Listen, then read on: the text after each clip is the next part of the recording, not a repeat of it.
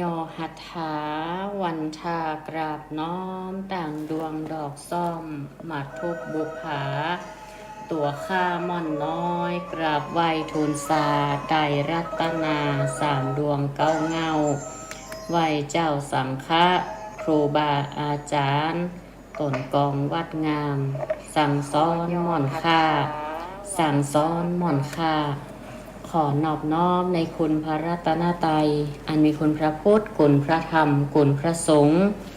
คุณรัตนแก้วเจ้าทั้งสามประการอันเป็นสรณะเป็นที่พึ่งแก่พุทธศาสนิกชนพุทธบริษัททั้งหลายขอยอมือ10 นิ้วถวายความเคารพมายังครูบาอาจารย์พระเถรานุเถระครูบาสังฆะพระสังฆาธิการพระสงฆ์ทุกรูปทุกตนขอความสุขความเจริญในธรรมขอจงมีแก่ศรัทธาญาติโยมสาธุชนพุทธศาสนิกชนพุทธบริษัททุกท่านธรรมะสวัสดีมายังปออุ้ยแม่อุ้ยลุงป้านาอาศรัทธาญาติโยมสาธุชนทุกผู้ทุกท่านในโอกาสลำดับลำดาต่อจากนี้อาตมาภาพก็จะได้นำทุกท่านเข้าสู่รายการธรรมะของต่างสถานีวิทยุกระจายเสียงแม่ขจารย์โมเดิร์นเรดิโอ FM 94.50 เมกะเฮิรตซ์ทดลองประกอบกิจการในประเภทกิจการทางธุรกิจออกอากาศณอาคารเลขที่103หมู่ที่6บ้านสันมนะตำบลแม่เจดีย์อำเภอเวียงป่าเป้าจังหวัดเชียงรายและลิงก์สัญญาณไปยัง98.75 เมกะเฮิรตซ์วัดห้วยตองซักเรดิโออำเภอจอมตองจังหวัดเชียงใหม่และในเครือข่ายขึ้นสีขาวเพื่อชาวประชาในโอกาสลำดับนี้ก็ได้มามาจ้าได้หยิบยกนำพระธรรมเทศนามาเทศนาบรรยายให้กับศรัทธาญาติโยมได้ติดตามรับฟังผ่านรายการธรรมะบันเทิงใจของต่างสถานีวิทยุและในเครือข่ายคลื่นสีขาวเพื่อชาวประชาเฮาท่านทั้งหลายก่อนในวันนี้อาตมาภาพก็ได้มาจัดรายการตามปกติการออกอากาศสัญญาณก็ปกติทางนั้นทางนี้ก็จะได้หยิบยกเอาพระธรรมเทศนาผูกหนึ่งซึ่งก็มีครอบครัวของแม่จันทาศรีวิชัยเปิ่นขอนิมนต์อาตมาภาพขอเพื่อเทศออกอากาศให้อีแม่เปิ่นกั้มเนาะเพื่อที่ว่าจะได้สดับรับฟังซึ่งทำนี้ก็เรื่องมาลัยโพธิ์สถาทำมาลัยโพธิ์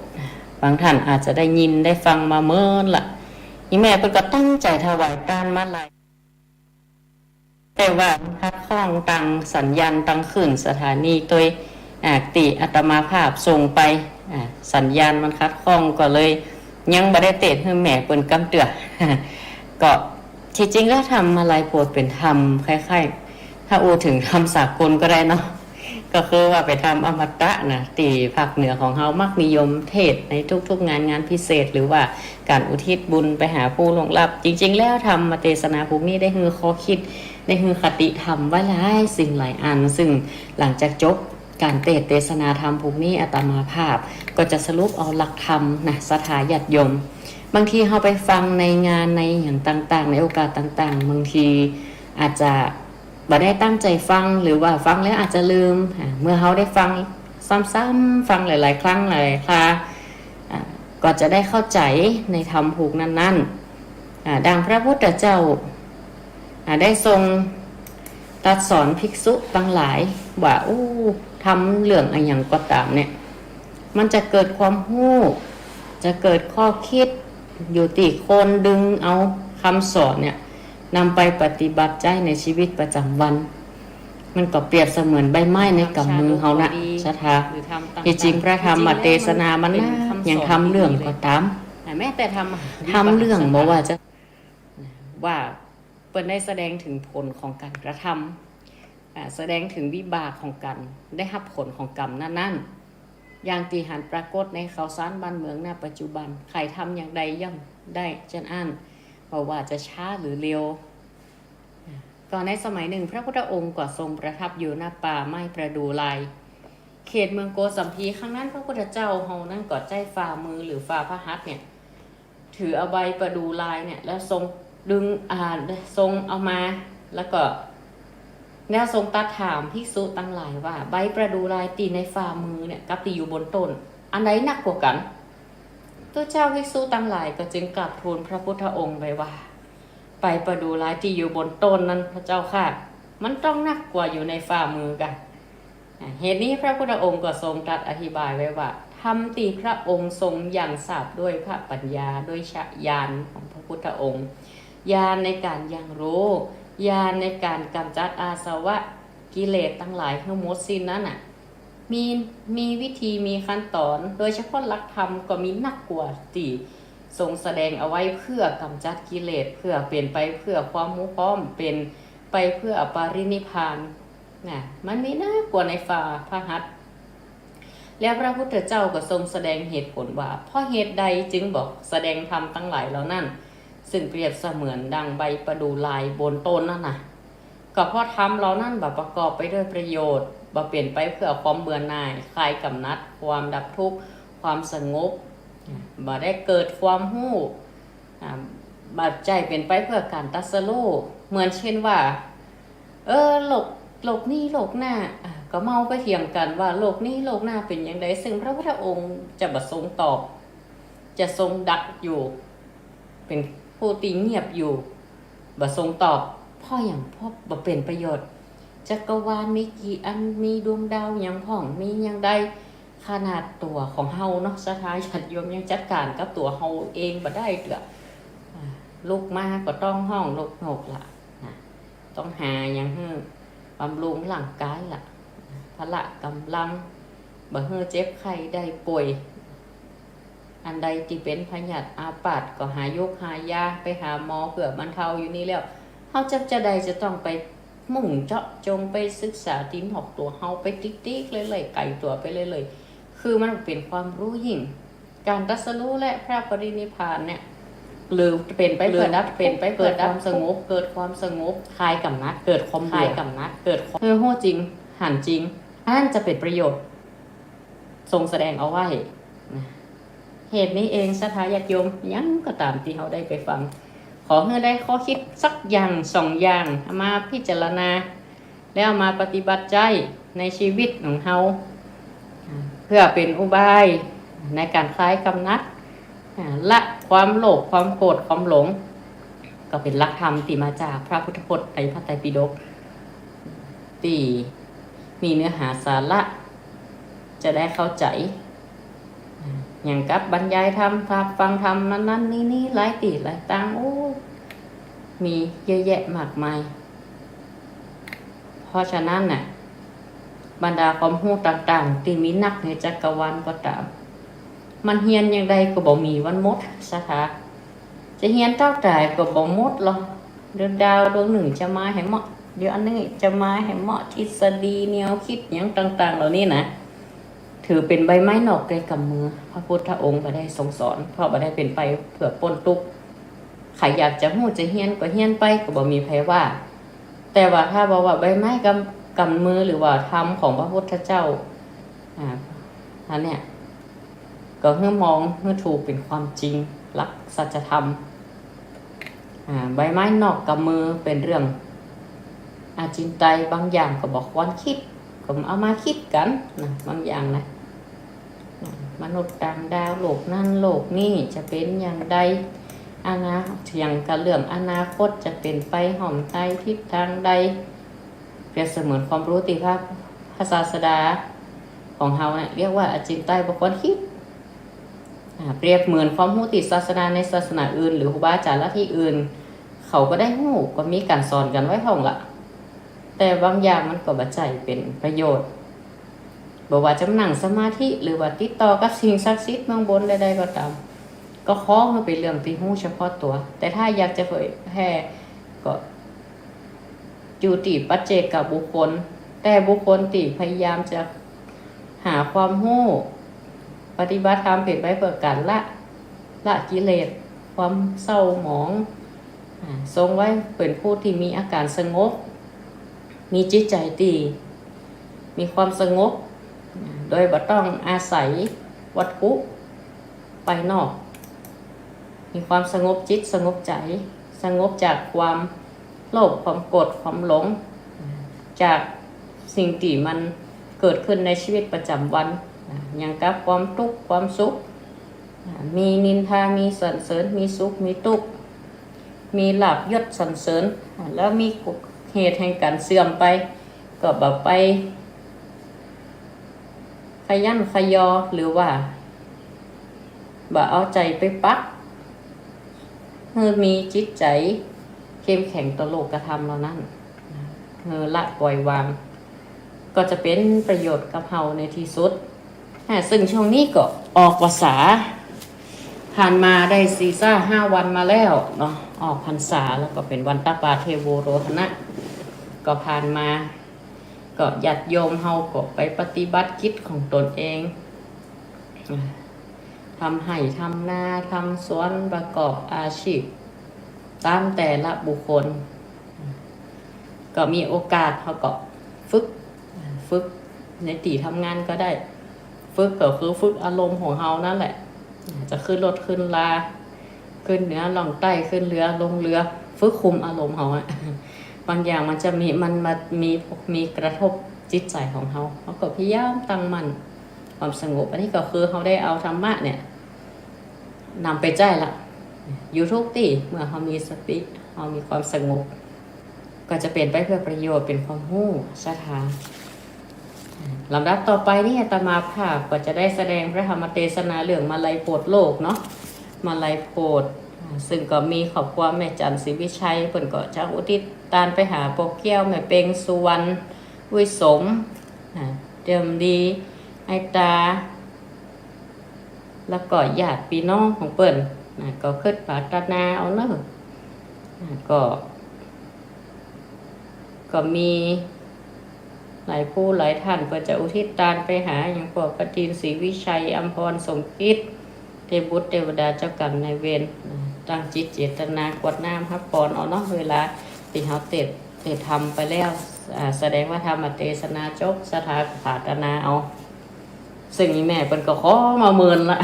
วันนี้จะได้เทศวันพุธเขาจะได้ฟังพระธรรมเทศนาเลือกเจียเตรียมตามกองนะโมตัสสะภะคะวะโตอะระหะโตสัมมาสัมพุทธัสสะโสระนามาหินิยังพุทธาเสทางนามิตัวพุทธากาตัสสะสากาจังธรรมันจาสังขันจานามิตัวสักการะจานาปตังมาลายานามาวาโตปารามาทาวิชิตังอาราภิสังสมาเสติสาธโวดุราสาปุริสาตั้งหลายอาจารย์เจ้าตนแปลงกรรมปีมาลัยอันนี้หากตั้งไว้เฮอเป็นที่ไว้และสักการะปูจาแก่คนและเทวดาทั้งหลายเพื่อเฮือหายอนตะลายตั้งไปในและไปนอกทุกดาวขอการทะสีมหาก็โดยกรรมปีอันนี้แลนาตามหาทากาถาแห่งบาทนาพระเจ้าตั้งหลายเปิงหูโดยดังจากวิสัชนาไปนานิเตอนามิตัวผู้คาก็ไว้ยังพระนาวาโลโกตตาลาธรรมเจ้าเก่าภาคการกับตังพระปริยัติธรรม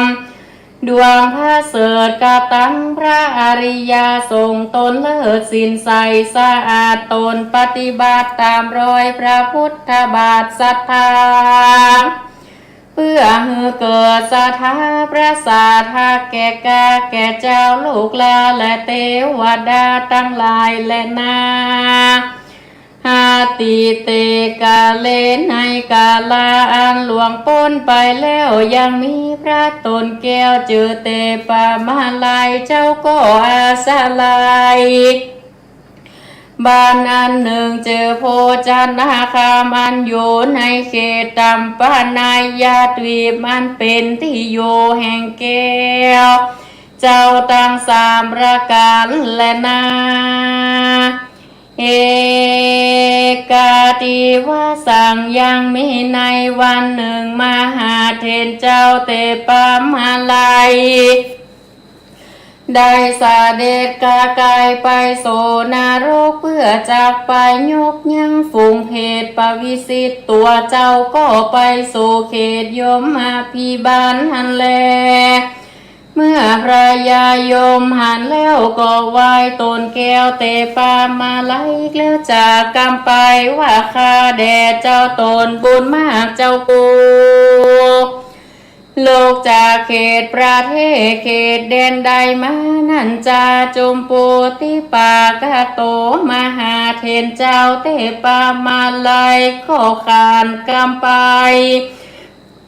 ว่าเฮาโลกจากวีบจมโปมาย้อนมีคำหาธนามาใครโพดยังสานันต้องตุกโตดในอาบายและนายามาราชาตีนั้นพายายมมาราชก็ยอมมืออภิวาทวันตาว่าข้าแด่พระบุญหาตนองค์อาจอันว่ามนุษย์จาจมโปเขายังโดกระตามบนเรือ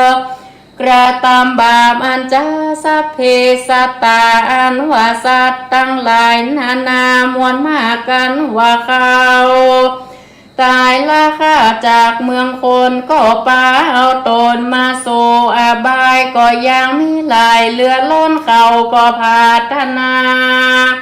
ไข้หือป้นจากตกโตดได้สาเวยสุขใจโจดใจบ้านด้วยเตจะบุญสมปานแห่งพระเป็นเจ้าและนาตีนันมหาเถรเจ้าเตปามาลายก็เสด็จกากายไปสู่อาบายก็หันสัตว์นรกหลายมวลมากได้ทารงยังวิบากนานาตามกรรมปามาตกแต่งนรก8 แห่งปูนกลัวตายแล้วกลับเป็นตัวดังเก่าไฟฟองเฮาอยู่คืนวันเป็นหมอกควันนาโลกใหญ่โอโสตานาโลกใจสามหันโลหะโกมพิหารใจจ้าวิตารณีไฟโลกาเป็นเปลวสังกตาเป็นดังเหี่ยวไฟไม่เดือดอาเวจีห้อนบ่อเหือดดังฟองไฟโรโรวานาโลกก็หือสัตว์เป็นไปลายเยื่องสัตตานาโลกเป็นดังเครื่องกงจักวิริยานั้นนานักบ่อเศร้ามหาเถรเจ้าเตปามาลายแต่ว่ามีใจมักใครโพดเหือสัตว์ทั้งหลายได้พ้นจากตกโทษในอาบายเจ้าก็บ่ดูได้แต่ใส่เว้นแต่โพดบ่ได้ย้อนเว้นหาภาการเหตุยังต้องโตดหานันตริยกรรมอย่าช้าจักรอไว้ท่าพระอริยเมตไตรมาโพดจริงจากปนโทษไปล้นและนาตีนันมหาเถรเจ้าเตปามาลายก็รีบเสด็จกากายมาโซยังติโยยมมาราชาก็ใครขี้ยาหูข่าวโจอันก็มีและนาตีนันรายายมมาพิบาลก็ยอมสารกรมเก่าไว้มหาเถรเจ้าเตปามาลายแล้วจากกรรมไปโอกาสว่าข้าแด่พระตนองค์อาจสินสีขอสั่งกรรมดีเมื่อบอกแก่เจ้าเมืองนอกจมปูว่าป้ากันมีสินจูอย่าได้ขาดอย่าได้ประมาทต่างๆอย่าได้มีใจหันบาปเศร้าอย่าด่าสั่งข้าเจ้าและจีพรามใด ปฏิบัติตามไปใจอย่าตัดไม่สรีมหาโพธิ์อย่ามั่งเกี่ยวโกรธและเจดีกันว่าได้ตายหนีจากเมืองคนได้เอาตนไปเกิดในห้องฟ้าเลิศเมืองสวรรค์อย่าได้ผ่านมาโสยังติโยอาเวจีขอพระตนมีตันเจ้าเอากรรมนี้เล่าเมืองบอกแก่เจ้าเมืองนอกจมโปแดดเตอหันว่ามหาเห็นเจ้าเตปามาลายกันได้ยินกำไข่แห่งยมมาราชาก็รีสาเดชมาโดยหลวงอากาศก็มาโสอาวาสวิหารตนก็มีวันนั้นแลปุณนาทิวาเสกันรอดวันโลนหุ่มเจ้ามาหาเทนเจ้าก็เธอเอาบาทลงภากาศปริมณฑลแล้วสาเดนโหนไปโสบานโทจันนาคามก็ปีนที่บาทหันแลมานุสารว่าคนทั้งหลายนมเท่าเขาหันมาหาเทนเจ้ามาปีนที่บาทก็ประการโอกาสยอตานอย่างที่ขาหานข้าวน้ำบ่อขาพร่ำโจโพยิงใจตีนั่นบุญตนบุญหายมาหาเทนเจ้าก็โอกาสเราเจียนจาว่าดูราอุปาสกาอุปาสิกาเฮยมวนหมู่เฮาได้ไปโซอาบายโจมสัตตาลายมวนมากเขาได้ฝากกรรมมาหาโมปีน้องอันอยู่ในแห่งห้องโจมโปว่าขอได้อินโดยังหมู่เพศนั้นอยู่ในห้องเขตอาบายเขาได้ทาลงตกลายคำเจ้าขอปีน้องเผ่าวงศากระตามบนมหายานาโมติสามากรรมเหือพ้นจากทางตกอยากในอาเวจีขอบุญมีเฮือได้สูงโยเฮือได้เมื่อเกิดอยู่เมืองบนไปแต่ไกลอินตาตนทองแหวได้ปูจาพระเกศแก้วจุรามานิสรีมหาธาตุอย่าได้ขาดโจวันศีลแดเตอว่าอันแล้วพระตนแก้วก็รีบเคินมาสู่ยังติโยวิหารตนก็มีวันนั้นแลแต่นั่นไปคนตั้งหลายหนุ่มเท่ากันได้ฟังมหาเทนเจ้าบอกกล่าวเฮอได้หูข่าวกองดีก็ปาการเว้นหนีตั้งอย่าจ้าก็ปาการตั้งนาเฮตานบ่ขาดหลังน้ำยาโตติสาบนไปหายังหมู่วงศาอันตายไปเป็นเพศอยู่ในห้องเขนอาบายเฮอเพศตั้งหลายได้พ้นจากกลางตกอยากรีบเร็วปานเขาก็ปาการมวลหมู่หักษาศีลอยู่ฟังธรรมหลีกเว้นกรรมอันถอยก็ได้อยู่โศกจืนจ้อยเกินวันก็มีวันนั้นแหละนางนี่ที่ตั้งขีญาอันกล่าวอย่างมาลายจะโดก็บังคมสมเรเสร็จแล้วตอนนี้ก่อนแลสำหรับพระธรรมเทศนาเรื่องมาลัยโพธิ์ก็จบลงไปสถาญาติโยมอนุโมทนาทุกท่านที่ได้ติดตามรับฟังอยู่ณขณะนี้บ่ว่าจะเป็นทางไลฟ์สดทาง Facebook ทิตะบุทสิริภิกขุหรือเพจรายการธรรมะบันเทิงใจตัวเนอร์กับสถาญาติโยมตอนนี้ก็มีผู้ติดตามรับฟังทาง Facebook ก็หลายผู้หลายท่านก็มีโยมปิยรัตน์นะโยมแม่ปิยรัตน์แม่อุ้ยจันทร์นะแม่จันทร์ปังยิ้วโยมแม่อุไรวันสันติการแล้วก็โยมบาเกศินีชัยเทพอันนี้ปฏิตามผ่านตังคลื่นของตังวัดฝ่ายหิน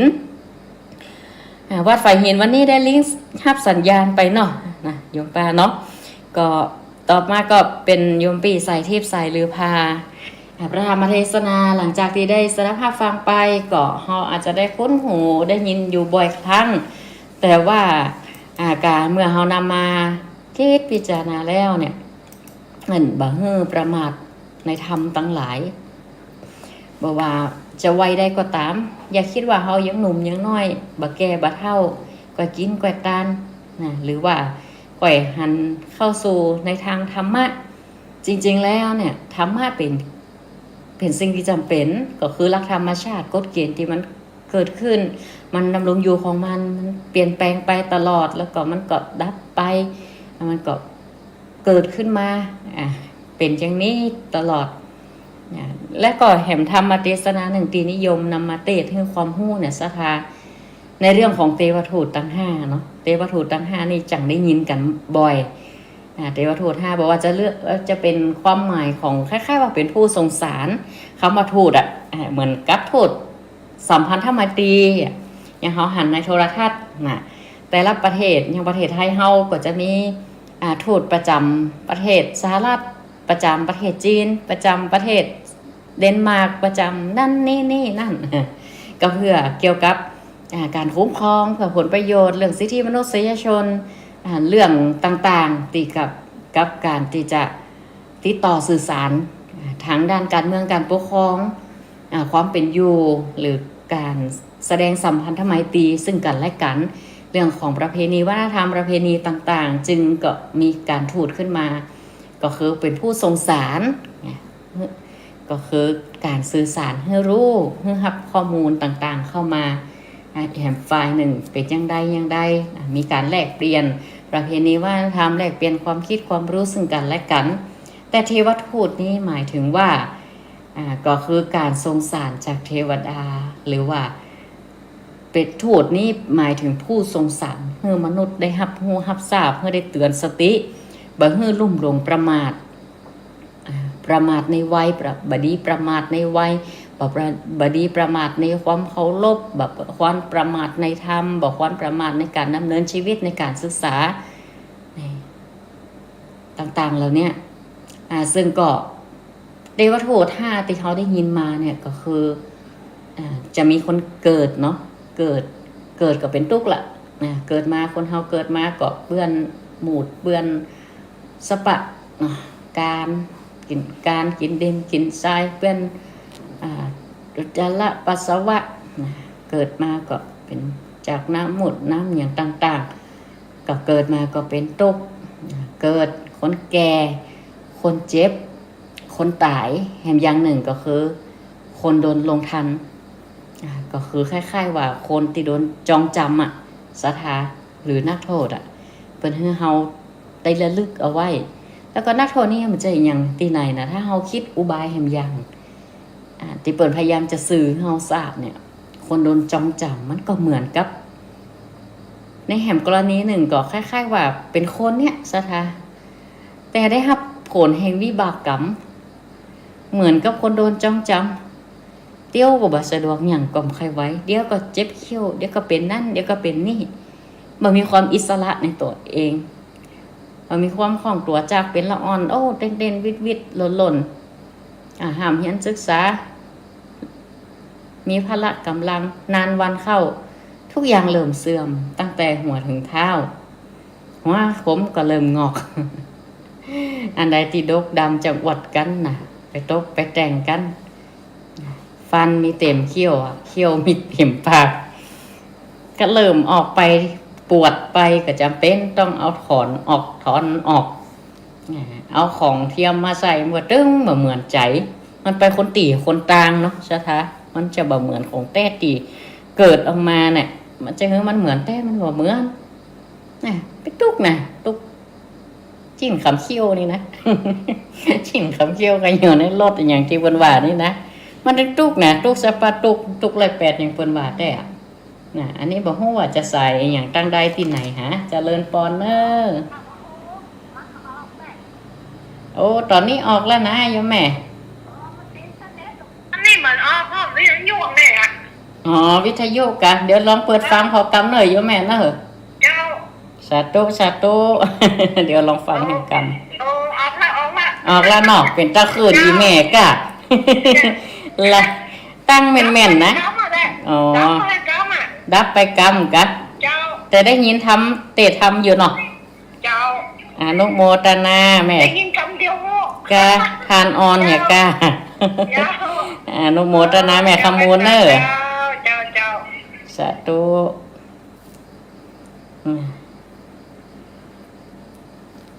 ก็แก่ขึ้นมาคนเฮาเนาะชะทาคนเกิดคนแก่คนเจ็บอันเรื่องเจ็บนี่มันว่ากันอ่ะมันถึงเป็นหมดบ่เป็นอย่างก็เป็นอย่างโรคชราก็มีเกิดมา ก็ให้ข้างๆนะเนาะ เจ็บไหนเจ็บหันเจ็บนี่ก็บอกไปไปจะได้เนาะเป็นละอ่อนนะคนเป็นปอดเป็นแม่เลี้ยงนี่ก็อาแกนะจะเดาอาการนะเตือให้บอกว่าเป็นอีหยังมันจะบอกก็บอกมาได้นะ มันมันยังทอบเตี่ยมันจางเตือคนเฮาความเจ็บมันเป็นเรื่องปกติของสังขารคนเฮาเสื่อมไปกันแล้วก็สุดท้ายก็ต้องหายใจจากคนตายก็เทวทูต5อย่างที่เป็นมาส่งสารให้เฮาได้เกิดความสลดนะเมื่อเกิดความสลดใจเนี้ยเฮาจังอยู่ในความแบบประมาทในการดำเนินชีวิตอย่าคิดว่าวันนี้เฮามีความสุขคนผูกอาจจะทุกข์แล้วคนที่ยอมลังทุกข์อยู่แบบสบายใจอกแบบสบายใจก็มันจะบอกความทุกข์มันจะอยู่กับเฮา24ชั่วโมงมันก็มีสุขของมีทุกข์ของอีกเรื่องเปลี่ยนกันไปสักเปลี่ยนกันนะก็เหมือนกับพระพุทธเจ้าของเฮาน่ะที่ว่าที่ออกบวชก็เพราะเห็นเทวทูตแต่เทวทูตในที่นี้คือมีเทวทูตอยู่4มีแค่4แต่กี้เทวทูต5อันนี้เทวทูต4พระบรมโพธิสัตว์เฮาได้ทอดพระเนตรหันเทวทูตทั้ง4ก็คือคนแก่คนเจ็บป่วยคนตายและสมณะเพราะตลอดระยะเวลาช่วงอายุของเจ้าชายสิทธัตถะเนี่ยได้ถูกดูแลมาอย่างดีเลยห่ำเรียนศิลปวิทยาถึง18สาขาด้วยกันอยู่ในปราสาท3ฤดูนะใหญ่ขึ้นมาป่อเปิ้นพระเจ้าสุโธทนะแปลงปราสาท3ฤดูซัดสะโบกรณี3สะแต่ละฤดูก็มีเครื่องอำนวยความสะดวกอย่างเงี้ยเนาะถ้าเป็นปัจจุบันนี่เนาะ ถ้าฤดูหนาวติดฮีตเตอร์เนาะฤดูร้อนติดแอร์เนาะสถานเนาะถ้าเป็นปัจจุบันเนาะอำนวยความสะดวกมีนางฟ้อนนางลำมีดนตรีประโคมแห่แหนแต่เตะเพื่อให้เจ้าชายเนี่ยไปยักให้ออกบวชแต่ก็จะห้ามมาได้เนาะพระโพธิสัตว์เขาเพิ่นได้บำเพ็ญมาแต่ละภพแต่จากมันเต็มละนี่นะสุกเตี้ยละนะอย่างก็ห้ามมาได้ปอดถูกปอดเปิดนี่ปิดบังไว้ห้านะบางหันคนแก่คนเจ็บคนตายสมณะเนี่ยตามตีโหนได้ทำนายเนี่ยสาเหตุที่จะออกบวชนี่แหละปิดบังถึง29 ปีขนาดอายุ16ก็แต่งงานอภิเษกสมรสกับพระนาง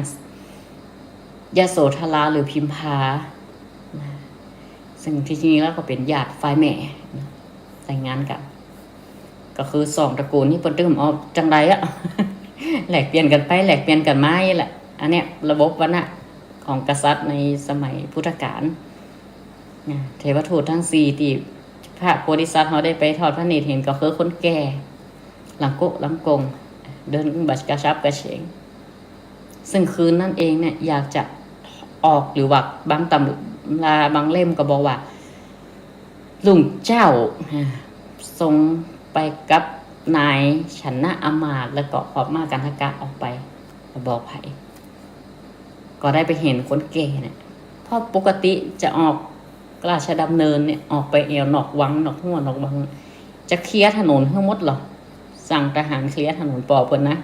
เคลียร์หมดห้ามคนแก่คนเจ็บคนตายห้ามหันนักบวชหันกายอย่างตีลื่นเลิงหูลื่นเลิงตาเจริญใจเจริญกายนะนี่เจ้าชายหันแต่ก็ห้ามมาได้อายุ29ละด้วยความอยากรู้อยากเห็นภายนอกเมืองว่าถ้ามีคนนำเสด็จหรือว่าบัดไอเคียเนี่ยบอกไผ่มันจะเป็นอย่างใดเองก็ปรากฏไปหันคนแก่คนเจ็บคนตายเกิดความสลดเกิดความสังเวชว่าเขาจะต้องแก่ด้วยกันต้องเจ็บด้วยกันต้องตายด้วยกันพอถูกปิดบังถึง29 ปีอะสถาคนเฮาความลับมันแตกอะฮะเขาจะเป็นเลยกะอีกก็เตือก็หันคนตั้งในนี่ก็มีกับคนหนุ่มหน่อยมาหันให้เป็นอย่างแล้วคนป่วยจะต้องเจ็บป่วยด้วยกันแม้แต่เฮาก็เจ็บป่วยก็ถามชนะอมาตย์ว่าเฮาจะต้องตายด้วยกันผู้คนก็ต้องตายเหมือนกันเลยปิกสลดละจะปิกเข้าเมืองละก็ไปปะสมณะดูท่าทางสงบกว่าถามชนะอันนี้เขาไป เป็นไผสมณะเพื่อหาทางหลุดพ้นนะก็ว่าเปิ้นพอมีอากาศที่สงบนะก็อยากจะออกบวชตัวแสวงหาสัจธรรมวันหนึ่งนะเจ้าชายสิทธัตถะตีได้ประพาสราชอุทยานโดยมีม้าเนาะทอดพระเนตรเห็นเทวทูตทั้งสี่ซึ่งเทพยดาเนรมิตให้ทอดพระเนตรในระยะทางก็เกิดการเบื่อหน่ายในกามสุขตั้งแต่ต้นทรงได้เห็นคนแก่เป็นลำดับไปก็ได้ยังหันความแก่ความเจ็บความตายครอบงำคนอยู่จำนวนมากเหมือนว่าโลกอันครอบงำสัตว์ทั้งหลายคือเป็นไปต่างๆนานามีภัยลวงพ้นไปได้จังอ่านแล้วก็เพราะโทษที่ได้ฟังคำสอนของนักปราชญ์หรือเห็นผู้อื่นแก่เจ็บตายย่อมเบื่อหน่ายเกลียดชังบ่คิดถึงตัวว่าจะต้องเป็นเหมือนจะอ่านพ่องก็เมาละเริงอยู่ในวัยในความบ่มีโลกในชีวิตเหมือนหนึ่งเป็นคนที่จะบ่ต้องแก่ต้องเจ็บต้องตายคงไขว่หาแต่ความสุขสภาวะต่างๆก็เลยบ่ได้คิดอุบายเพื่อความหลุดพ้นเลย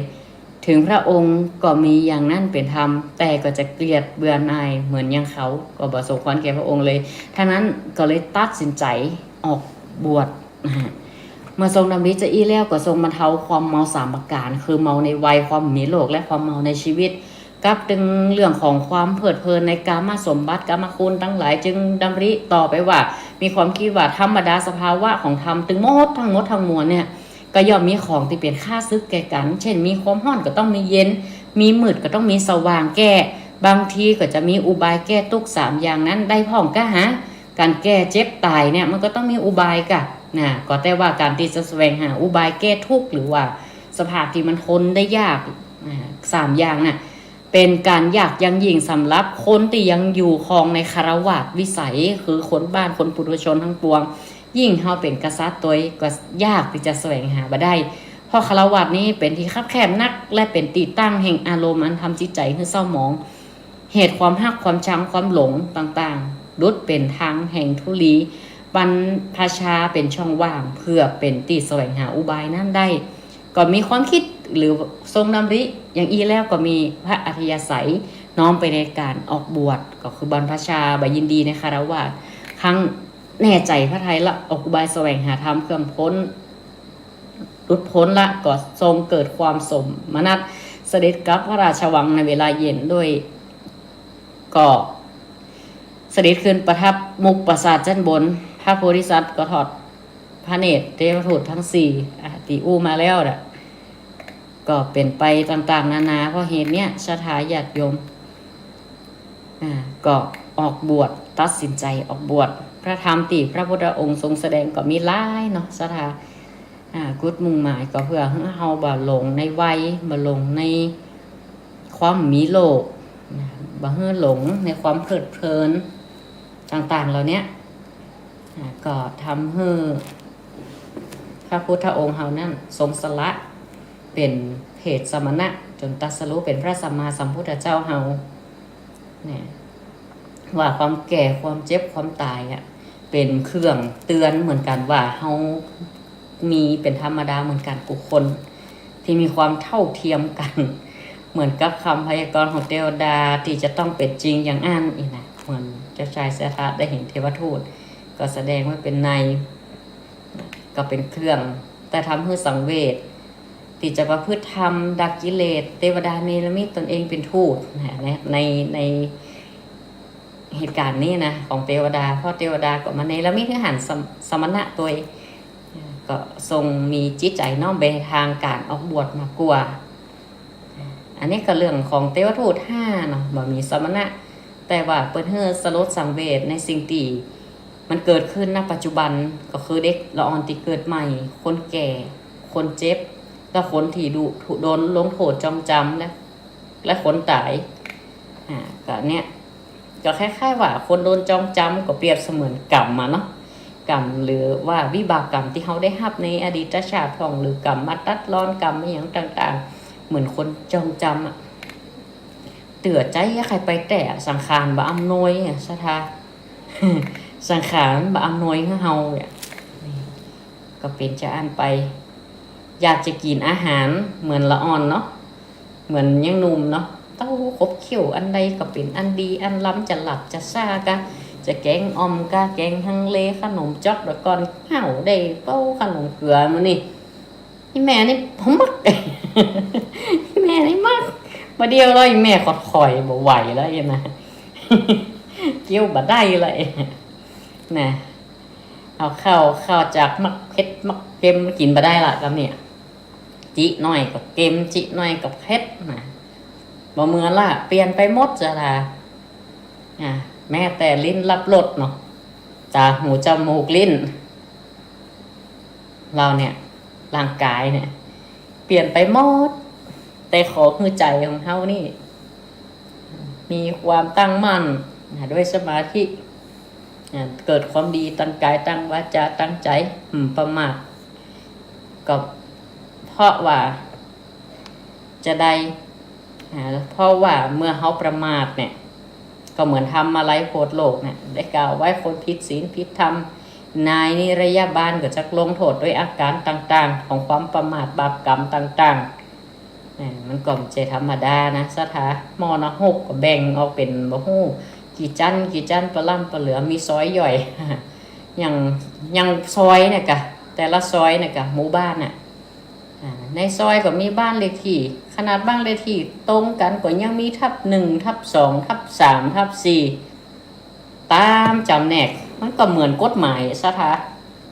หรือความผิดต่างๆรับโทษมาตรานั่นวรรคนั่นมีวรรคแห่งกรรมนะ รับโทษก็น่าจะเหมือนกันนะสถาญาติโยมแต่ว่าผลที่เฮาได้รับในปัจจุบันก็ดีในอนาคตก็ดีเขาต้องเกิดความละอายแก่ใจนะความละอายความเกรงกลัวต่อบาปต่อผลของการกระทำของเฮาด้วยกายด้วยวาจาด้วยใจเนี่ย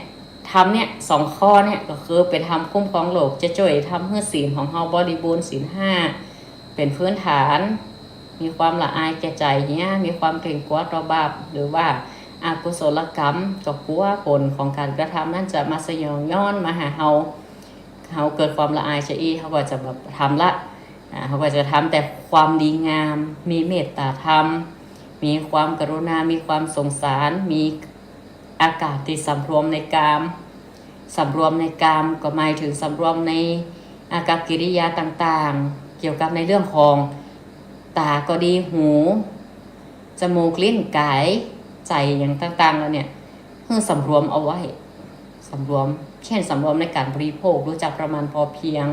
ประมาณในการอู้ตีสิ่งที่มีประโยชน์อันใดบ่เป็นประโยชน์ก็ควรจะบ่บ่นินทาบ่ไล่ส่อเสียดหรือว่าทำความเดือดร้อนให้ผู้อื่นเรียกว่าอาการที่สำรวมในกามรวมหมดเนี่ยสถาบันเฉพาะสิ่งข้อกาเมสุมิจฉาจารนะข้อ3อย่างเดียวคำว่าสำรวมในกามนี่ตาอาหารก็บ่ดีเกิดตัณหานักบ่ดีความอยากนักหูได้ยินก็อยากไล่ตามพิจารณาเหตุก่อนนึกคิดเหตุก่อนมันจะต้องเป็นเหยื่อของสื่อที่นำเสนอในทางถูกก็มีผิดก็มีนะปัจจุบันนี้เวลาหมดลงไปแล้วขอพักเบรกรายการไว้เพียงตอนนี้30นาทีเวลา19:30 นาทีกลับมาฟังกันต่อแล้วก็จะได้เปิดสายหน้าไมค์สนทนาธรรมะกับศรัทธาญาติโยมทุกผู้ทุกท่านโดยขอพักเบรกไว้เพียงเท่านี้ก็ขอเจริญพรทุกคนทุกท่านไปเน